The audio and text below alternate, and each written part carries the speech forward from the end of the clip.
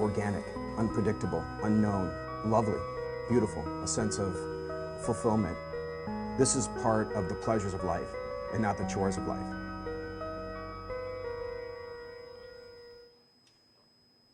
Coming up this Monday morning on Daily Iowan TV, Iowa City Council talks about the possibility of becoming a sanctuary city.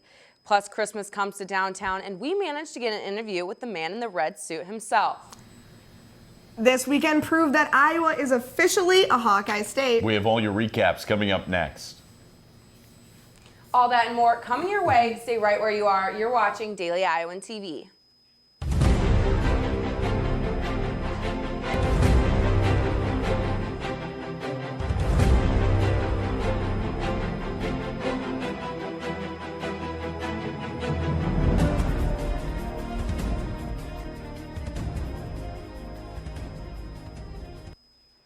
Good morning, Iowa City, and thank you for tuning in to another exciting edition of Daily Iowan TV. I'm Nikki Crossway. The Iowa City Council is revisiting a conversation about becoming a sanctuary city. The council agreed to look into the topic on their January 3rd work session. A sanctuary city is a city that takes on a policy of protecting undocumented immigrants by not prosecuting them for violating federal immigration laws. Iowa City Mayor Jim Throgmorton decided to revisit the topic after numerous residents have come forward to him with concerns of their immigration status since the election. While Throgmorton does not plan on giving the city the sanctuary label, he is interested in examining policies that would protect Iowa City residents. On Sunday, local developer Mark Mon and community leaders kicked off a project that was more than 4 years in the making. The Mon Group broke ground on Chancey, a 15-story commercial and residential building that is targeted to open in mid-2019. The building will be built on the corner of College and Gilbert Streets. The new building will feature a movie theater, hotel, park, bowling alley, restaurant, office space, and 65 residential units. Residential units will open at the end of February of 2019, with commercial spaces following in the months after that. If you're planning on traveling during the holiday break, make sure to take weather into account. More than 1,600 flights were canceled at Chicago and Detroit airports Sunday. This came after a winter storm swept through the Midwest. The storm was on its way west, threatening to bring more snow to parts of Ohio that have already had nearly 3 feet of snow. The storm has dumped more than half a foot of snow onto various parts of the Midwest. The severe winter weather has caused more than flight cancellations. A tragic accident on I-80 left 2 children and an adult dead. A multi-vehicle crash claimed the lives of Rodney Sanborn, Jamison Steckler, and Gavin Steckler. The State Patrol believes that the driver of the semi that Sanborn crashed into was speeding. As a result, I-80 was closed in both directions following the crash. With multiple accidents and injuries reported in the area throughout the weekend, drivers are advised to be mindful of harsh weather conditions and to slow down during driving during snowfall. Well, I'm not looking forward to more snow coming this way. For more, we have Becca in the weather studio. Becca? Well, me too, Nikki. I'm not looking forward to the snow either, but happy Monday, Hawkeyes. This morning's off to a bit of a chilly start. By this afternoon, things won't be much warmer with temperatures in the mid-20s. Tonight, temperatures cool slightly to 21 degrees. Tomorrow morning, we'll start the day off with temperatures around 6 degrees. Now let's take a look at the rest of the week. Tuesday, the high is 12 degrees with temperatures staying around the single digits. Wednesday's not any warmer with a high of 18 and a low of 0 with cloudy skies. Thursday, temperatures stay about the same with a high of 16 and a low of 6. As we end finals week, snow moves into the forecast. We see a 60% chance of snow on both Friday and Saturday. Sunday looks like the sun will be out, but temperatures will stay in the single digits or lower. Good luck on your finals, Hawkeyes. Nikki, back to you. Thanks, Becca. After the snowfall all this weekend, with more clearly on the way, it has really gotten me into the Christmas spirit. Daily Iowan TV reporter Noah Gowdy takes on downtown to find out what Iowa City has been doing for the holidays. With holiday season in full swing and the snow starting to fall, Iowa City decided to put together an experience for the whole family. Every Saturday throughout the month of December, there is a horse-drawn carriage ride that is free and open to the public to get their chance to ride throughout the downtown Iowa City area. The ride also allows for some Christmas caroling throughout the duration of its journey. With the carriage ride and the snow here in downtown Iowa City, it sure does feel like a winter wonderland. Even Santa Claus himself got involved in the action when he showed up to film scene to interact with the children and find out what they wanted for Christmas. Children and their families waited in line and took turns taking pictures with Santa Claus and speaking with him about what they had on their wish list for this year. I want a camper, a camp out Lego set, and I want any kind of Lego set, and I want a football. It's the best type of job you could get, being Santa Claus, because you just put smiles on kids' faces and you get hugs back from them. Santa Claus is at film scene from 11:30 a.m. to 2:30 p.m. with next Saturday being his last appearance before he prepares for his Christmas journey to deliver all of the presents. It's going to be a busy couple of weeks, and then on Christmas Eve, it's just crazy. Reporting from downtown Iowa City, Noah Gowdy, Daily Iowan TV. President-elect Donald Trump has stirred up controversy when it was announced that he would remain an executive producer on The Apprentice during his presidency. Trump's campaign manager, Kellyanne Conway, said in an interview with CNN on Friday that he would only be involved with the program in his spare time. Trump then took to Twitter on Saturday to declare that he would have no involvement with the programs next season and blame the controversy on the new spreading of fake news. A spokeswoman for Trump had said that further details involving his business interests will be shared later in the week. Controversy with Trump continued throughout the weekend when word got out that he will be taking security briefing only once a week. The usual standard for security briefings for President Barack Obama and other key security officials is about 6 days a week. When asked to address concerns about the decreased security briefings, the president-elect claimed, quote, "I'm smart," and that the only daily briefings that could be necessary as other important advisors would be receiving the same information.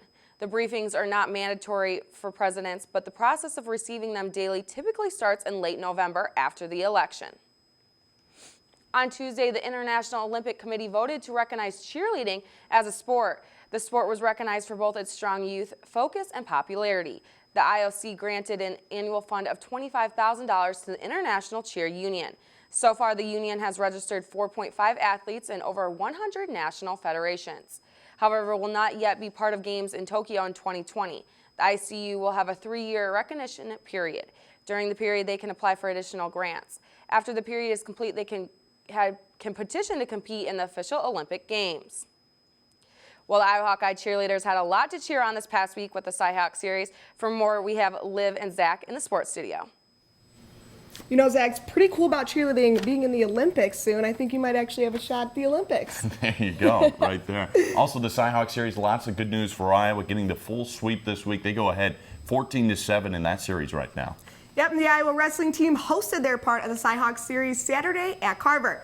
Colin Murphy has the recap. Saturday night in Iowa City, the number 3 ranked Iowa Hawkeyes welcomed in-state rival Iowa State into Carver Hawkeye Arena. Needless to say, the start of the match did not go as well as head coach Tom Brands had planned it would go.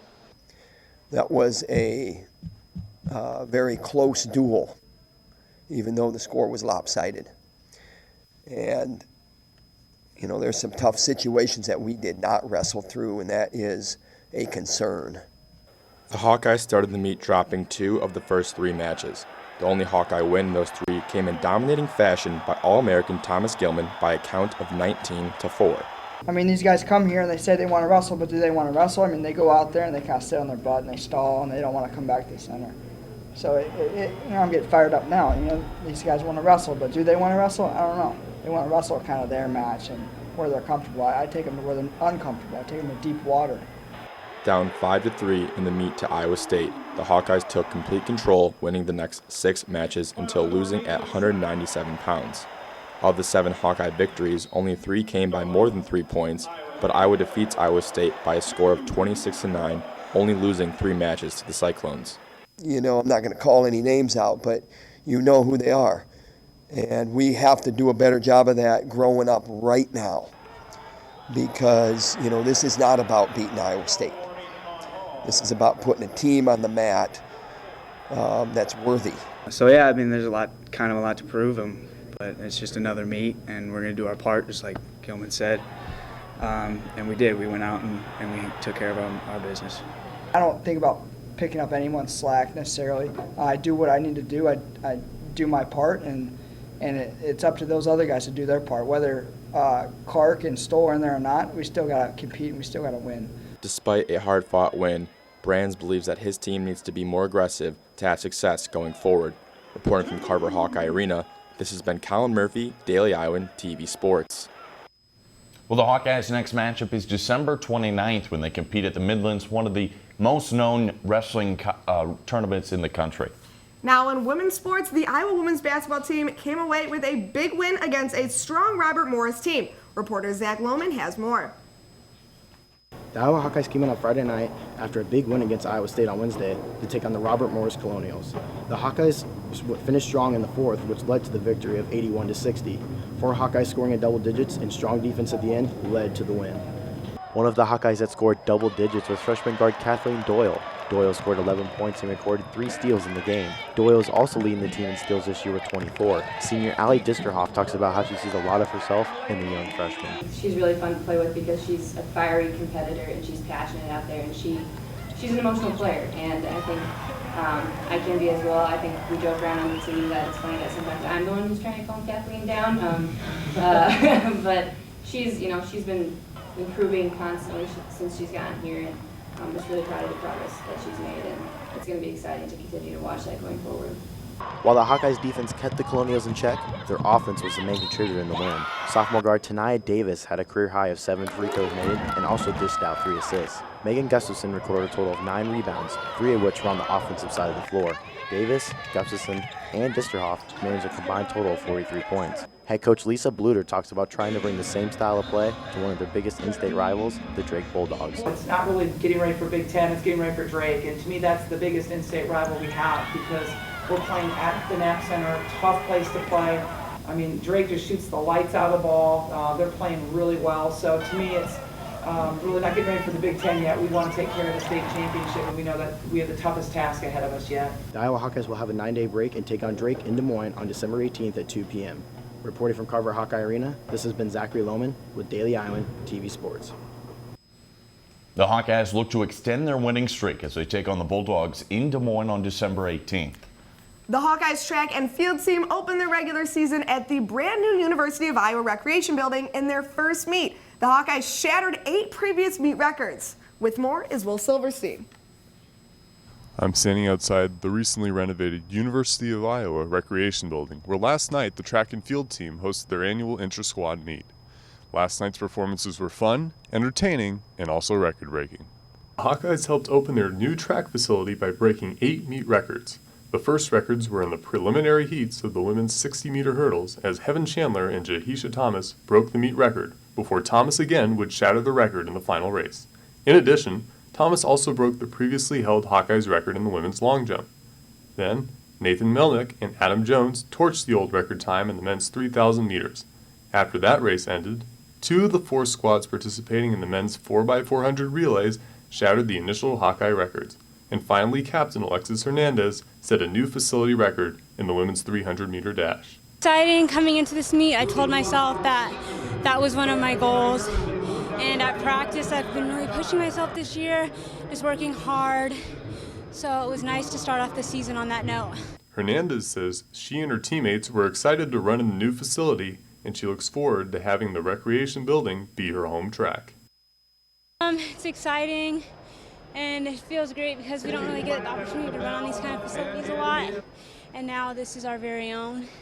Reporting from the University of Iowa Recreation Building, this has been Will Silverstein, Daily Iowan TV Sports. The Hawkeyes track and field season will resume on January 7th in the border battle against Illinois and Missouri. Make sure you tune in tomorrow where we will have more on the wrestling meet against Iowa State, plus a look at how freshmen are taking over the track and field team. But for now, for my last time here on Daily Iowan TV, I'll send it back over to you, Nikki. From all of us here at Daily Iowan TV, we'd like to wish you all happy and healthy finals week. Be sure to tune into our program every weekday at 8:30 a.m. and check us out online at dailyiowan.com. Also be sure to pick up a copy of the Daily Iowan's print edition. From Daily Iowan TV, I'm Nikki Crossway. Have a great day, Iowa City.